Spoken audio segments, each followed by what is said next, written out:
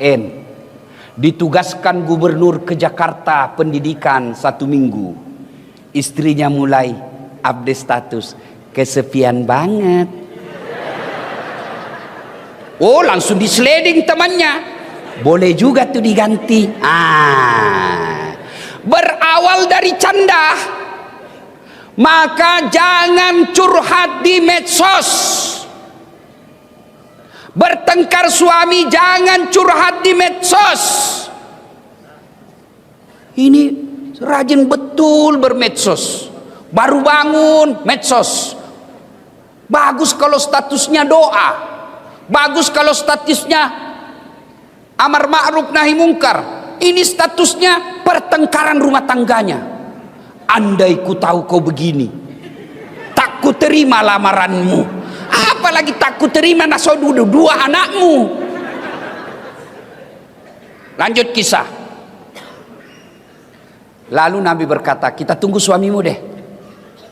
Datanglah suaminya. Gembira. Alhamdulillah, alhamdulillah. Kami kedatangan ya Rasulullah. Senang betul Abu Ayyub Al-Ansari. Begini orang Islam, senang didatangi ulama. Saudaraku, bumi lancang kuning. Kalau kalian didatangi imam masjid, didatangi pengurus masjid yang bawa map, jangan kau kasih tahu anakmu, kasih tahu Ustadz bapak lagi keluar. Ini datang takmir masjid bawa amplop, langsung les sumbangan. Jangan. Kalau tidak punya duit untuk menyumbang pembangunan masjid, sumbanglah dengan kata-kata dan akhlak yang mulia. Sahabat Abu Ayyub Al-Ansari, pengusaha, orang kaya di Madinah, didatangi Nabi, para sahabat, beliau senang. Saudaraku didatangi ulama, senang kalian. Jangan malah datang ulama kau tidak hormati. Kau lebih hormat sama Kapolda daripada imam masjid. Kapolda ada pensiunnya, men. Beliau bintang 2, bintang 3, pasti pensiun. Ya. Maka hormati ulamamu. Saya tanya saudaraku, kalian bisa paham halal haram dari ulama atau dari pejabat? Kalian tahu rukun-rukun Islam dari ulama atau dari pejabat? Kalian tahu rukun-rukun sholat dari ulama atau dari artis? Nah, kenapa sekarang kalian lebih hormat sama artis daripada sama ustadz? Kalau artis datang, Masya Allah, dikasih pesawat bintang bisnis, bertiga dia, dijemput pakai pengawalan tentara polisi, kasih hotel bintang 5, sampai di lokasi apa dia bawa itu artis, alamat palsu. Kelihatan dadanya, kelihatan pahanya. Enggak juga dikasih pegang kita, Pak. Begini saja.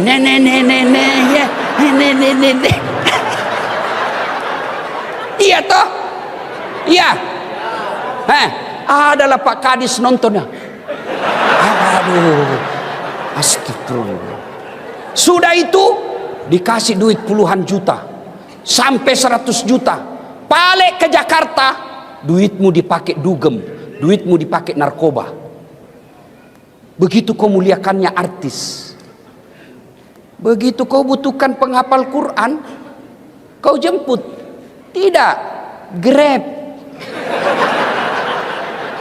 Jangan ketawa, saya serius ini. Datanglah kasihan Pak Ustadz, dijemput pakai motor. Motor tua pula. Tidak ada stang kakinya, satu di belakang. Tak gantung. Karena gerimis, satu mantel berdua. La haula wala. Pak Ustadz bilang, masih lama dek, lagi 4 tikungan Ustadz. Basalah kita dari bawah air, dari atas air. Sampai di rumah disuruh kita hafsi, baca doa 1 jam sampai ketek pun basah. Sallallahu ala Muhammad sallallahu alaihi wasallam. 1 jam dia tinggalkan tokonya, dia tinggalkan pekerjaannya, dia tinggalkan keluarganya karena menghormati jemputan umat. Dia datang, kasihan, 1 jam dia bacakan doa, dia salawati rumah kita supaya jin dan iblis lari. Begitu mau pulang, ini pastor, kenapa kau sembunyi? Nah, bukan uang korupsi ini. Masih baik Pak kalau di amplop, dia kucat-kucat Pak. Dikasih 50.000. Dia lihat suaminya, berapa kau kasih Pak Ustadz? 50.000 Pak. Masa cuma 50.000 kau kasih? Apa kata istrinya? Ya sudah, tambah pisang 2 sisir di situ. La haula wala quwata illa billah. Begitukah pejabat-pejabat di Riau? Hah? Tidak. Karena kalau begitu tidak mungkin saya datang lagi di sini. Mari saudaraku, muliakan ulama. Jangan kau tuduh ulama sebagai teroris. Mana ada senjatanya ulama, kasihan. Katanya ajarannya nanti merongrong negara. La haula wala quwata illa billah. Nah, kita ini diajak saja kepada kebaikan, belum tentu dia mau ikut. Apalagi kalau mau diajak merongrong negara, tidak mungkin ada yang ikut. Maka cintai ulamamu, karena ulama, al ulama'u warisatul anbiya. Ulama adalah pewaris para nabi. Maka saya hormat dan kagum Pak Gubernur. Tidak salah-salah orang tua gubernur memberi nama Samsuar, matahari yang menyerangi. Tablik akbar dalam rangka ulang tahun Provinsi Riau diundang ulama. Alhamdulillah, mudah-mudahan tidak ada diundang artis besok. Karena kadang-kala ada juga dicampur-campur Pak. Malam tablik akbar, besok dandutan. Putar ke kiri, no, putar lagi. Bingung malaikat. Yo ayo. Malam tablik akbar, besok senam, ibu-ibu di depan, bapak-bapak di belakang. Ibu-ibu baju sempit, 1, 2, bapak-bapak di belakang, 3. Mudah-mudahan Riau tidak deh, ya. Salatullah salamullah ala toha salatullah salamullah ala yasin. Kemudian lanjut kisah. Abu Ayyub begitu senangnya didatangi Nabi. Lalu Abu Ayyub berkata, ada apa gerangan ya Rasulullah? Nabi menjawab, kami lapar di rumah, panas. Abu Bakar sama Umar bilang, kita ke rumahmu, kamu kan orang kaya. Senang dia Pak. Tenang ya Rasul, tenang. Abu Ayyub langsung masuk ke kebunnya, kurma. Dia tebang kurma, tidak tanggung-tanggung Pak. Dia ambil dengan pohonnya. Bukan kormanya diambil Pak, pohonnya dia tebang, dia suruh bawa ke rumahnya. Nabi heran, apa ini Abu Ayyub? Nah, kami cuma butuh buahnya. Kata Abu Ayyub, ya Rasulullah, kalau saya cuma bawa buahnya, saya tidak tahu mana yang Rasul senang. Kalau sekali saya bawa dengan pohonnya, silakan pilih. Ada muda, ada matang, ada setengah matang, ada matang, silakan ya Rasul. Begitu senangnya Abu Ayyub didatangi Nabi. Tidak puas sampai di situ, Abu Ayyub kemudian menyembeli kambing yang paling segar dan sehat, dipersembahkan kepada Nabi. Yang paling baik kambingnya diambil. Maka bersedekah, jangan nanti kau tidak suka baru kasih orang. Ini ibu-ibu biasa toh? Woi, Bu, woi, itu biasa ibu-ibu bersedekah sama tetangga. Dia bilang, nak, bawakan ustadz di sebelah, daripada basi.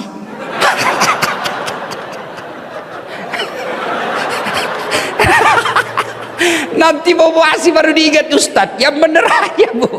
Ibu mau kalau kami mancret. Abu Ayyub, dia ambil kambingnya, dia sembelih. Lalu setelah disembelih, dihidangkan, Nabi makan. Ada roti, ada kurma, ada kambing. Nabi lagi makan. Nabi lagi makan, tiba-tiba Nabi berkata, Abu Ayyub, tolong kasih saya piring. Untuk apa ya Rasulullah? Bawakan anakku, kasihan Fatimah. Sudah lama dia tidak makan enak. Tolong bawakan anakku. Masya Allah. Saya dengar-dengar Pak Gubernur juga begitu. Kalau makan enak ingat anak dan istri di rumah. Iya Pak Gubernur. Kenapa kau ketawa? Yang banyak suami makan enak di luar, istri lapar di rumah. Itu bukan bagian dari umat Nabi itu. Nabi ingat makan di rumahnya. Anakku kasihan, sudah lama tidak makan enak, tolong kau bungkuskan. Kira-kira masih adakah suami seperti ini sekarang? Masih ada? Nih semua nih, insya Allah. Makan enak ingat anak istri. Lalu setelah itu Nabi mengambil semua sampel makanan. Beliau ambil daging, beliau ambil roti. Dia naikkan tangannya, kurang lebih seperti ini. Nah, Nabi begini. Lalu Nabi bersabda, saudara-saudara sekalian, tadi kita keluar rumah lapar. Tadi kita keluar rumah kosong perut. Tapi alhamdulillah, dengan izin Allah, dengan persaudaraan di antara kita, ada kaya, ada miskin, ada kenyang, ada lapar. Alhamdulillah, Allah persaudarakan kita. Tidak perlu keluar duit, kita sudah penyung. Tidak perlu beli, kita sudah ada isi perut. Lalu Nabi bersabda, ketahuilah saudara-saudara sekalian. Sampai Nabi 3 kali mengulangnya. Ketahuilah saudara-saudara sekalian, ketahuilah saudara-saudaraku, semua yang masuk di lehermu, lewat di tenggorokanmu, masuk ke perutmu, tak setetes pun yang lepas dari tanggung jawabmu nanti di akhirat. Semua nikmat yang masuk di lehermu akan dimintai tanggung jawabnya. Kemudian Nabi mengucapkan, al-yawma nahtimu ala afwahihim wa tukallimuna aydihim wa tashhadu arjuluhum bima kanu yaksibun. Sadaqallahul azim. Apa hikmah dari kisah ini? Satu, tidak ada satupun manusia yang tidak ada masalahnya. Kurang apa cintanya Allah kepada Nabi, sampai Allah pernah jelaskan, andai bukan karena kamu Muhammad, saya tidak ciptakan dunia dan isinya. Karena cintanya Allah, Allah ciptakan dunia dan isinya untuk Nabi. Kurang apa cintanya Allah kepada Nabi, sampai Allah jelaskan, ya Muhammad, kalau ada dosa-dosamu aku ampuni. Ya Muhammad, haram seluruh nabi dan rasul masuk ke dalam sorga sebelum engkau lebih dulu masuk dalam sorga. Itulah cintanya Allah kepada Nabi. Tapi apakah Nabi tidak ada masalah dalam rumah tangganya? Kisah tadi, Nabi pun lapar dan panas. Maka saudaraku, tidak mungkin ada manusia, tidak mungkin ada rumah tangga yang tidak ada masalahnya. Ini orang-orang hebat depan kita. Bapak pikir ini orang tidak ada semua masalahnya?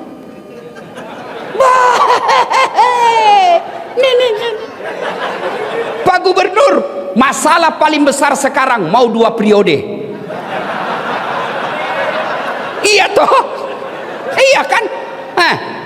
Sampingnya lagi kanan, Kapolda, bintang 2. Bapak pikir tidak ada masalahnya, mau bintang 3.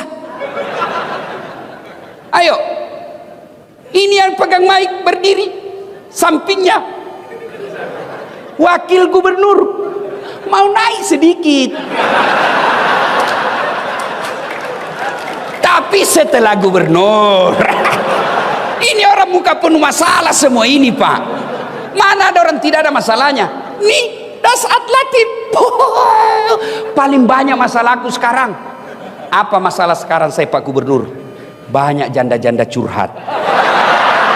Waduh, Ustadz, baru meninggal suami saya. Tolonglah kasih saya doa-doa penenang, supaya hati saya sabar dan tenang. Saya kasihlah amalan-amalan. Lama selalu curhat. Akhirnya dia bilang, Ustadz, maukah Ustadz menjadi imam dalam hidupku? Saya bilang, mohon maaf, saya bukan imam, saya penceramah. Kalau ibu mau imam, saya kasih Pak Danrem. Kata Pak Danrem, kiamat Ustadz, istri saya jenderal. Mana ada orang tidak ada masalahnya, Pak? Semua kita punya masalah. Ayo, satu, mari kita lihat pegawai. Ada yang punya NIP, ada yang tidak. Yang punya NIP namanya pegawai negeri. Yang tidak punya NIP namanya pegawai honor. 5 tahun PTT, pegawai tidak tetap. 5 tahun kemudian TTP, tetap tidak pegawai.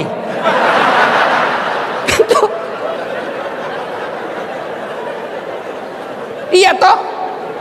Lagunya, berakit-rakit dahulu, berenang-renang ke tepian, sakit-sakit dahulu, susah-susah dahulu, lalu kemudian tetap susah. Lagunya Satpol PP, polisi setengah.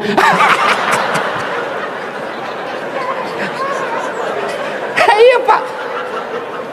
Waduh, Pak Kapolda, Pak Jenderal, saya ketemu security di hotel. Dia bilang, Ustadz, alhamdulillah, selama baju kami seperti ini, seragam ini, terangkat derajat kami, Ustadz. Kami dikira polisi.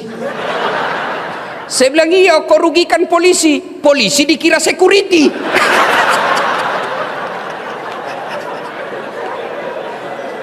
Ayo saudaraku, nih, semua kita punya masalah.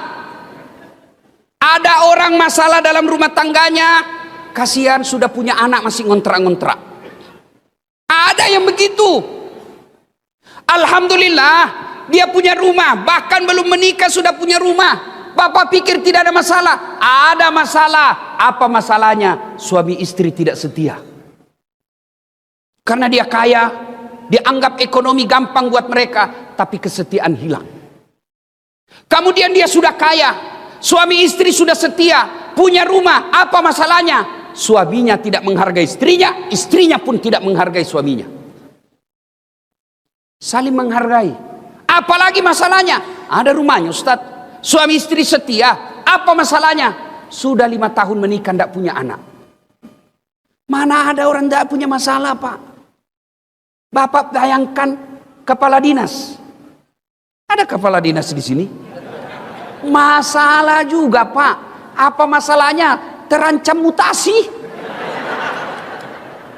Dan kalau dari kepala dinas, mutasinya biasanya staf ahli. Ahli yang tidak ada stafnya.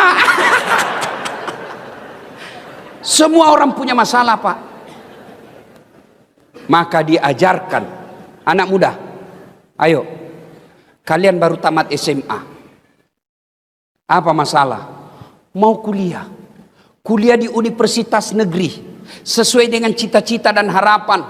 Mau jadi dokter, mau jadi insinyur, mau jadi ahli komunikasi, akan yang mau menjadi tentara, ada yang mau jadi polisi. Pendaftar, ternyata kau tidak lulus. Jangan putus asa. Berarti Allah tahu bukan di situ tempatmu yang terbaik. Ini adik-adik ini kan, ada yang baru-baru selesai mendaftar tidak lulus. Pendaftar polisi tidak lulus. Daftar tentara tidak lulus. Dunia tidak kiamat dengan kau tidak lulus. Allah kasih kau siapan, ada yang lebih baik dari itu. Tamat SMA saya dulu, daftar juga fakultas kedokteran. Pak Jenderal, sampai 3 kali saya daftar mau jadi dokter, tidak lulus-lulus. Teman saya lulus. Saya jadi ustadz, dia jadi dokter. Tugas di Kepulauan Aru. Mau lebaran saya telepon. Kau pulang lebaran?